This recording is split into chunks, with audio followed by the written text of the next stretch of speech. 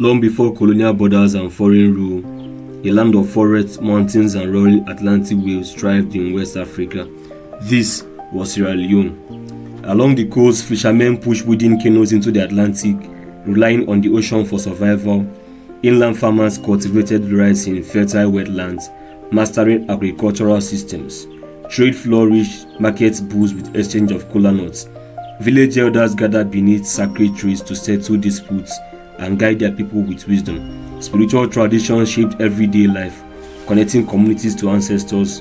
Social institutions helped educate younger generations. Powerful ethnic groups like the Temni and Mande built organized chiefdoms and leadership systems. Sierra Leone was deeply connected to wider West African trade routes and neighboring kingdoms. Then, in the 15th century, strange ships appeared along the coast. Europeans had arrived. Portuguese explorer Pedro de Sintra reportedly named the region Sierra Leone. At first, relations centered on trade, goods were exchanged peacefully, but over time, tension grew as foreign interests expanded across the coast. Soon, villages faced fear as raids and forced captures began. Slave forts rose along the coast, becoming holding centers for captured Africans. Inside dark cells, thousands waited in painful uncertainty. Bunce Island became one of the most important slave trading sites in Sierra Leone. Many captives were marched through forests toward the coast, separated from their homes forever. Ships carried countless Africans across the Atlantic into slavery. Inside these ships, conditions were harsh, crowded, and deeply painful. Storms battered the Atlantic journey, adding even more suffering to an already brutal reality. Yet, despite unimaginable hardship, many held on to hope and survival.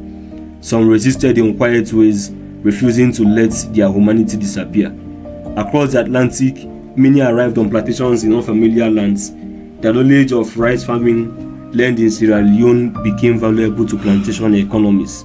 Even in oppression, dreams of freedom survived.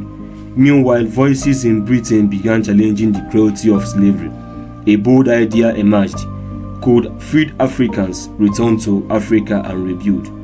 For many freed people, the journey home finally began. Ships carrying freed Africans arrived on the shores of Sierra Leone. Communities slowly began building a new state settlement. This settlement became known as Freetown, a symbol of hope and freedom. Over time, different African communities blended cultures, forming the Creole identity. Freetown developed into a growing center of trade and movement, but British colonial rule expanded across Sierra Leone. A divided control deepened. Frustration steadily grew. When the British imposed the hot tax, anger spread quickly. Resistance began to rise across Sierra Leone. One leader stood out, Bai Bureh, a determined resistance fighter. The hot tax war became one of Sierra Leone's strongest acts of resistance against colonial rule. Fighters used forests and local knowledge to challenge British forces. Though resistance was eventually defeated, the spirit of independence survived.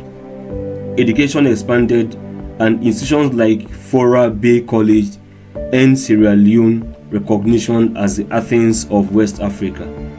As nationalism spread across Africa, Sierra Leoneans increasingly demanded self-rule. Leaders like Milton Magai guided the country toward independence.